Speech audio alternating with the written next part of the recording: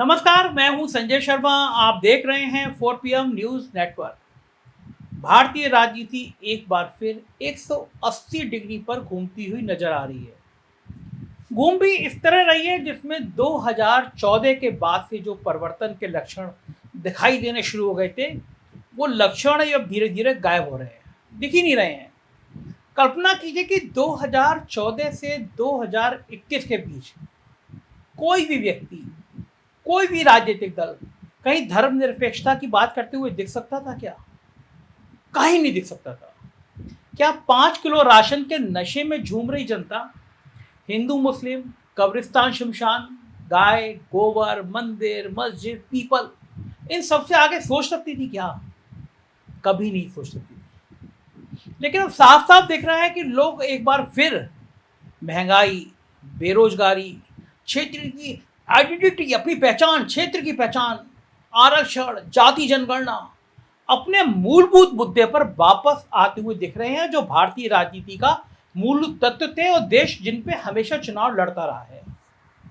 सबसे बड़ी बात यह है कि राजवार चेतना विकसित हो रही है। अब इस राजवार चेतना ने ही सांप्रदायिकता, हिंदुत्व, ओबीसी फैक्टर, सबकी नींदें उड़ा दी।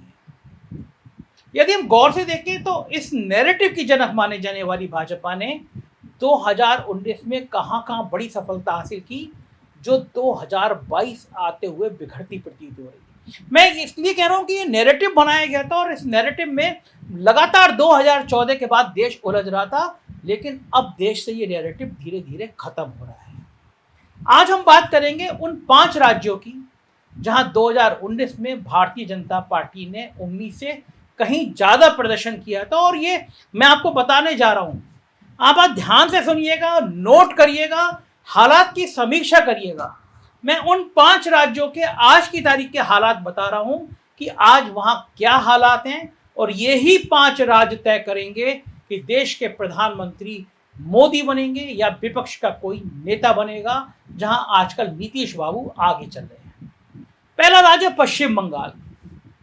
ये वो राज्य है जहां प्रधानमंत्री नरेंद्र मोदी और अमित शाह ने, मैं ये कहूं कि राजनीतिक दुश्मनी जी भर के निकाली, गुस्सा निकाला। वो आपको याद होगा कोरोना टाइम में दीदी ओ दीदी, प्रधानमंत्री का वो चेहरा, अमित शाह के वो कमेंट, अमित शाह का दिन रात मेहनत, पश्चिम बंगाल में जान झोंक दी। यहाँ पे कुल 42 लोकसभा सीटें हैं। पिछली बार भारतीय जनता पार्टी ने पश्चिम बंगाल में ऐसा माहौल बनाया कि राज्य की 18 सीटें बंगाल में जीत गई, कोई कल्पना नहीं कर सकता था। लेकिन विधानसभा चुनाव में व्हील चेयर पर बैठी ममता बनर्जी ने पूरा माहौल ही बदल दिया। हालांकि सबसे बड़ा बदलाव इस साल मार्च के महीने में बंगाल में दिखाई दिया, वो भी म्युनिसिपल चुनावों में, जिसे यूपी चुनाव की चकाचौंध में नेशनल मीडिया ने, यानी गोदी मीडिया ने तवज्जो दी नहीं। बंगाल तो वैसे भी गोदी मीडिया को बहुत चिढ़ाता है, रुलाता है। बंगाल के बारे में गोदी मीडिया आपको लगातार नेगेटिव बात दिखाएगा, लेकिन बंगाल में क्या अच्छा हुआ है ये कभी भी आप इस गोदी मीडिया के बड़े बड़े चैनलों पर दिखाई नहीं देंगे। इन म्युनिसिपल चुनावों ने दिखा दिया कि जो वामपंथी कैडर 2019 और 21 में आगे राम पीछे वाम, मतलब एक बार भारतीय जनता पार्टी आ जाएगी तो भद्रलोक और अल्पसंख्यक ममता को छोड़कर फिर से लेफ्ट के पाली में आ जाएगा। ये 19 और 21 में वामपंथी सोचते थे, ये नारा लगाते थे। उसे अब बंगाल में एहसास हो गया कि भाजपा नाम की एंटीबायोटिक दवा ममता से नहीं निपट सकती, लिहाजा ममता से सीधी लड़ने में ही भलाई है। म्युनिसिपल चुनाव का नतीजा ये हुआ कि लेफ्ट पुनः दूसरे नंबर पर आ गया और भारतीय जनता पार्टी बंगाल में तीसरे नंबर पर खिसक गई। अब बंगाल के राजनीतिक विश्लेषक तो यहां तक कहने लगे हैं कि बंगाल में भारतीय जनता पार्टी का खाता भी खुल जाए तो चमत्कार होगा। आसनसोल का चुनाव इस मामले का टेलर दिखा गया, जब टीएमसी के शत्रुघ्न सिन्हा ने भारतीय जनता पार्टी पर भारी जीत दर्ज की और सीट छीन ली। जबकि आसनसोल एक ऐसी जगह थी तो लहर में भी वो जीत नहीं पा सकता था, मतलब वहां पे भारतीय जनता पार्टी आसनसोल में कब्जा था। लेकिन हालात बंगाल के ये हैं कि अब बीजेपी को बंगाल में एक सीट भी आ जाए तो बड़ी बात होगी, ऐसा बंगाल के राजनीतिक विशेषज्ञ कह रहे हैं। मैंने बंगाल के कई अलग अलग क्षेत्र के पत्रकारों से बात की, जो सामाजिक मुद्दों पे काम कर रहे हैं, जागरूक लोग हैं, उनसे बंगाल में बात की। बंगाल के हालात बहुत खराब हैं। भारतीय जनता पार्टी के जितने दिग्गज नेता थे, सबके सब वापस ममता बनर्जी के पास आ गए, ममता बनर्जी की शरण में आ गया। पूरा बंगाल का माहौल ममता बनर्जी ने छीन के अलग कर दिया। अब बात करते हैं ओडिशा की। एक ऐसा राज्य जहां का मुख्यमंत्री बहुत लो प्रोफाइल रहता है, बहुत आराम से रहता है, आपने बड़ा कूल देखा होगा, लेकिन खेल बड़े करता है। ओडिशा में नवीन बाबू ने भारतीय जनता पार्टी को फिनिश करने की रणनीति वही बनाई जो ममता और लेफ्ट ने बंगाल में बनाई। फर्क सिर्फ इतना है कि ममता बंगाल के मिजाज के अनुरूप टकराव को हथियार बनाती हैं, जबकि नवीन पटनायक उड़िया कल्चर के मुताबिक ऐसे काटते हैं कि कटने वाला कटने से पहले काटने वाले को ही अपना शुभचिंतक समझता है। बेचारे संबित पात्रा के गृह राज में तो नवीन बाबू ने खुद को समय पर मोदी का बगलगीर दिखाकर मुख्य विपक्ष के रूप में जो खतरा दिख रही भारतीय जनता पार्टी, उसी के साथ बड़ा खेल कर दिया। वही खेल जो नवीन बाबू यूपीए के दौर में मनमोहन सिंह के साथ फोटो खिंचवाकर कांग्रेस के साथ करते थे और फिर कांग्रेस को रसातल में पहुंचा दिया। पिछले लोकसभा चुनावों में भाजपा इतनी ताकतवर हो गई थी कि राज्य की 21 में से 8 लोकसभा सीट जीत गई थी। चर्चा तो ये तक थी, आपको याद होगा, बहुत तेजी से चर्चा चली थी कि खुद मोदी बनारस के साथ साथ पुरी से भी चुनाव लड़ेंगे, लेकिन अंततः बेचारे संबित पात्रा को पुरी से लड़ाया गया और संबित पात्रा पूरी तरह हार गए। आज भी कई विश्लेषक इस बात को मानते हैं कि यदि मोदी पुरी सीट से लड़ गए होते तो राज्य में भारतीय जनता पार्टी की सरकार, चूंकि उस समय लोकसभा के साथ विधानसभा चुनाव थे, तो उड़ीसा में विधानसभा में बीजेपी की सरकार बन गई होती। लेकिन चुनाव बीतते बीतते नवीन बाबू ने खतरा भांप लिया। एक तरफ तो वे पूरे देश में कोरोना कॉल में ऑक्सीजन सप्लाई करवाकर नरेंद्र मोदी की वाई लूटते रहे, और वहीं इस वाई को राजभर में ऐसे पेश करवाते रहे कि ओडिशा में भाजपा तो बीजू जनता दल की बी टीम है।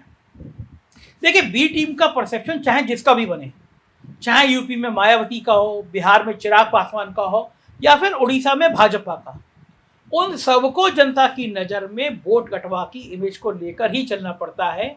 यही ओडिशा में भाजपा का हुआ, और जो स्थानीय निकाय के चुनाव हुए उसमें पिछली बार की तुलना में भारतीय जनता पार्टी को 10% सीट भी नहीं मिली। आश्चर्यजनक रूप से कांग्रेस में बहुत सुधार देखा। तो यह है नवीन बाबू का धोबी पाठ, जो अब तक कईयों को राजनीति का पोटेशियम साइनेट चुपचाप खिला चुके हैं। अगली बार यहाँ भारतीय जनता पार्टी को 2 सीटें भी मिल जाए तो बड़ी बात होगी, भली इस राज्य की द्रौपदी मुर्मू को भाजपा ने राष्ट्रपति बना दिया हो। अब हम बात करते हैं बिहार की, जिस राज्य ने पूरे देश का नैरेटिव चेंज कर दिया। नीतीश बाबू के ये जो दांव उन्होंने लगाया है, उससे पहले पूरे देश में एक नैरेटिव बन गया था कि मोदी नहीं तो कौन। आप किसी भी सामान्य आदमी से बात करें तो वो कहता था मोदी नहीं तो कौन। कोई चेहरा नजर नहीं आ रहा था, कोई पॉलिटिकल पार्टी मजबूती से नजर नहीं आ रही थी, लेकिन नीतीश बाबू के एक कदम ने पूरे देश का नैरेटिव चेंज कर दिया। लोग मानने लगे कि भारतीय जनता पार्टी की सरकार बनना इस बार मुश्किल है। बिहार में कुल 40 लोकसभा सीटें हैं, उनमें से पिछली बार भारतीय जनता पार्टी गठबंधन को 39 सीटें मिली थी। अकेले भारतीय जनता पार्टी ने 17 सीटों पर चुनाव लड़ा था और सभी 17 की 17 सीटें जीती थी। सोचिए आप, जितनी जगह पर चुनाव लड़ा वो सारी सीटें जीत ली। लेकिन अब गंगा में बहुत पानी बह चुका। मोदी जी की नज़र में सच्चे समाजवादी नीतीश बाबू अब मोदी जी की कुर्सी तक पहुंचने को बेताब दिखाई दे रहे हैं। बिहार में बिहारी प्रधानमंत्री का नारा गूंज रहा है। ये बड़ा सेंटीमेंट बिहार में काम करता है। जाति जनगणना का भी बिहार में बहुत जबरदस्त शोर चल रहा है। इसके देशव्यापी जो प्रभाव है, इस आशंका ने मोदी और शाह समेत पूरी बीजेपी और आरएसएस को भी डरा दिया है। कहीं ये नैरेटिव, कहीं ये नारा, कहीं ये विचार पूरे हिंदुत्व का नारा ही फेल ना कर दे। बिहार के बारे में अमित शाह ने भी कहा है, आपने सुना होगा वो बयान, कि यहाँ 3 राजनीतिक ताकतें हैं और 2 जब भी एक साथ होती हैं तो उनके पक्ष में एक तरफा रिजल्ट होता है। पिछली बार 3 में से 2 ताकतें अमित शाह यानी भारतीय जनता पार्टी के पक्ष में थी और अब उनके विरोध में एक साथ मोर्चाबंदी किए बैठी हैं। ऐसे में आप खुद ही अंदाजा लगा लीजिए कि वहां बिहार में क्या क्या हो सकता है। चौथा राष्ट्र महाराष्ट्र, सत्ता पलट करके बड़ा ईगो संतुष्ट किया, लेकिन जो सत्ता परिवर्तन किया उसने बीजेपी को और नुकसान पहुंचा दिया। महाराष्ट्र एक भावना प्रधान राज्य शुरू से रहा है। यहाँ हमेशा से भावना प्रधान राजनीति हावी रही है। 1960 में जब मुंबई, उस समय में मुंबई था, 1960 में बंबई राज्य का दो राज्यों महाराष्ट्र और गुजरात में बंटवारा हुआ, तब गुजरात लॉबी की डिमांड थी कि बंबई, जो इसको आज मुंबई कहते हैं, कि बंबई को केंद्र शासित प्रदेश बना दिया जाए। इस मांग के बाद कई सप्ताह तक बंबई जलती रही। तब जाकर नेहरू जी ने फैसला किया कि बंबई महाराष्ट्र का होगा। तब से लेकर आज तक गुजराती और मराठी समाज के बीच अविश्वास की जो खाई विद्यमान है।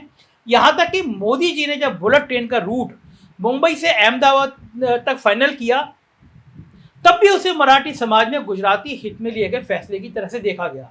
मराठियों को लगा ये तो गुजरात के फायदे के लिए चलाई गई है बुलेट ट्रेन, हमारा कोई फायदा नहीं होगा। मराठी लोग अक्सर ये सवाल करते हुए नजर आ जाएंगे कि बुलेट ट्रेन मुंबई से पुणे या नागपुर तक क्यों नहीं बनाई गई। उद्धव ठाकरे ने भी इन सेंटीमेंट को समझा और मुख्यमंत्री बनते ही बुलेट ट्रेन के प्रोजेक्ट में तमाम अड़ंग डाल दिए। शिवसेना और एनसीपी के लोग कहने लगे कि ये तो गुजरात के लिए है, इससे मराठी मानुष को क्या मिलेगा। इसके बाद बैक टू बैक दो घटनाओं ने बीजेपी के प्रति मराठी मानुष के घाव को और हरा कर दिया। पहली, गुवाहाटी मॉडल के तहत उद्धव ठाकरे की सरकार गिराना, और दूसरा, नितिन गडकरी को पार्टी के संसदीय बोर्ड और चुनाव समिति से हटाना। जिस राज्य में भारतीय जनता पार्टी गठबंधन को 48 में से 42 सीटें मिली हो, अकेले भारतीय जनता पार्टी को 23 सीटें मिली हो, वहां अब कहा जा रहा है कि गुजराती लॉबी मोदी और शाह के प्रति इतना विश्वास भर गया है कि नितिन गडकरी की सीट छोड़ दीजिए तो पूरे महाराष्ट्र में भारतीय जनता पार्टी को दूसरी सीट मिलना भी मुश्किल लग रहा है। पांचवा राज्य कर्नाटक, येदियुरप्पा। कर्नाटक में बीएस येदियुरप्पा ने पिछली बार राज्य की 28 में से 25 लोकसभा सीटें भारतीय जनता पार्टी की झोली में डालकर तहलका मचा दिया था। यहां तक कि भारतीय जनता पार्टी ने पूर्व प्रधानमंत्री देवेगौड़ा तक को हरा दिया था। लेकिन अब हालात दूसरे हैं। कांग्रेस में अब 2019 जैसी अंतर्कलह नहीं है। सिद्धारमैया और डी शिव कुमार हाथ मिला चुके हैं। सिद्धारमैया ने 2023 के विधानसभा चुनाव को अपनी जिंदगी का अंतिम चुनाव बनाकर वो भावनात्मक लड़ाई लड़ रहे हैं और उसका बड़ा असर पड़ रहा है। पिछले दिनों उनके 75वें जो जन्मदिन था उन्होंने मनाया, उसमें शक्ति प्रदर्शन में उमड़ी भीड़ ने सबको सख्ते में डाल दिया था, इतनी भीड़ आ गई थी। देवेगौड़ा को भी दक्षिण कर्नाटक में मुकम्मल तैयारी कर रहे हैं देवेगौड़ा। इसके अलावा देश की सॉफ्टवेयर इंडस्ट्री का मक्का मदीना कहे जाने वाले बंगलौर शहर, जो भारतीय जनता पार्टी का बहुत बड़ा गढ़ था, उसमें 2017 के बाद के बदले हुए आर्थिक हालात ने भारतीय जनता पार्टी की हालत खस्ता कर दी है। जो आर्थिक हालात बन रहे हैं उसमें वो शहर तबाह हो रहा है, कंपनियां घाटे में हैं। येदियुरप्पा भी सीएम पद से हटाए जाने के बाद नाराज बताए जा रहे हैं। मोटे तौर पे कहें तो कर्नाटक में भी हालत भारतीय जनता पार्टी की बहुत खराब है। कुल मिलाकर कहा जा सकता है कि इन 5 राज्यों की 186 लोकसभा सीटों में से, जहां पिछली बार भारतीय जनता पार्टी गठबंधन को 133 और अकेले भारतीय जनता पार्टी को 91 सीट मिली थी, वहां स्पष्ट तौर पे 60 से 75 लोकसभा सीटों का नुकसान अकेले भारतीय जनता पार्टी का होता हुआ दिख रहा है। रही बात अलायंस की, तो ना तो इस बार उद्धव ठाकरे हैं और ना ही नीतीश कुमार। तो जाहिर है इस बार भारतीय जनता पार्टी के लिए, नरेंद्र मोदी जी के लिए, अमित शाह के लिए 2024 का चुनाव आग पर चलने के समान है। अभी आप देख रहे होंगे कि गोदी मीडिया लगातार नेशनल चैनल दिन भर हिंदू मुसलमान करने में जुट गए हैं। सरतन से जुदा और जो भी बात आपको भावना से भड़का सकती है, मुस्लिम लड़के ने ये कर दिया, हिंदू लड़की ने कर दिया, ये पूरी गोदी मीडिया इस समय देश में माहौल खड़ा करने की कोशिश में है। क्योंकि गुजरात और हिमाचल में चुनाव है और गुजरात में चुनाव जीने मरने का सवाल है भारतीय जनता पार्टी के लिए। लेकिन यही गोदी मीडिया अगर चुनाव से 4 महीने पहले, मैं अपने अनुभव से बता रहा हूं, अगर लगेगा कि भारतीय जनता पार्टी सत्ता में नहीं आ रही है, तो ये गोदी मीडिया इतनी तेजी से रिवर्स भी करता है और जानता है कि जो डूब रहा है उसके साथ डूबा नहीं जाना चाहता। राजनीतिक विश्लेषण को देखना हो तो 4PM देखते रहिए। हम पूरे देश के राजनीतिक हालात पेश करते रहेंगे। अनुरोध है आपसे, अगर आप उत्तर प्रदेश की खबरों में इंटरेस्ट रखते हैं तो हमारा दूसरा चैनल 4PM यूपी सब्सक्राइब करिए। और अगर आपको बिहार की खबरें अच्छी लगती हैं तो 4 PM बिहार आपके लिए हाजिर है।